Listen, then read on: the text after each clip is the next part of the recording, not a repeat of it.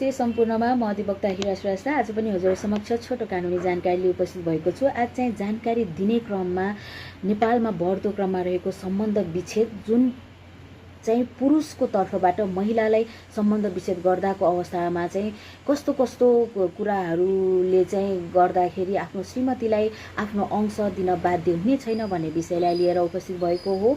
यदि कुनै पनि महिला दिदीबहिनीले आफ्नो श्रीमानलाई कुटपिट गर्ने, खाना लाउन नदिने र घरबाट निकाला गरिएको अवस्था छ भने सम्बन्ध विच्छेद भएको अवस्थामा चाहिँ सम्पत्ति दिन बाध्य हुने छैन। र त्यति मात्र नभइकन यदि आफ्नो श्रीमान बाहेक अन्य परपुरुषसँग यौन सम्पर्क गरेको प्रमाणहरू फेला परेमा सम्बन्ध विच्छेद गर्दाका बखतमा आफ्नो श्रीमानले उक्त श्रीमतीलाई चाहिँ सम्पत्ति दिन बाध्य हुने छैन। र त्यति मात्र नभइकन यदि कुनै पनि महिला दिदीबहिनीले अदालतमा मुद्दा चलिरहेको बखतमा सम्बन्ध विच्छेद भएको तर अंश बाँड्न बाँकी रहेको अवस्थामा चाहिँ अन्य पुरुषसँग विवाह गरी गएमा चाहिँ उक्त अवस्थामा पनि श्रीमानले आफ्नो श्रीमतीलाई अंश दिन बाध्य हुने छैन।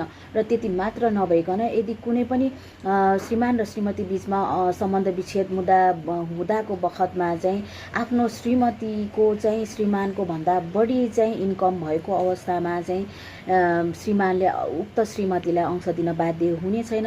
यी 3-4 वटा बुदाहरूलाई टेकेर यदि हजुरहरूको पनि यस्तै अवस्था रहेको छ भने चाहिँ हजुरहरूले जिल्ला अदालत मार्फत चाहिँ मुद्दा दायर गरेर चाहिँ सम्बन्ध विच्छेद गर्न सक्नुहुनेछ र आफ्नो श्रीमतीलाई चाहिँ अंश दिनबाट बस्न सक्नुहुनेछ।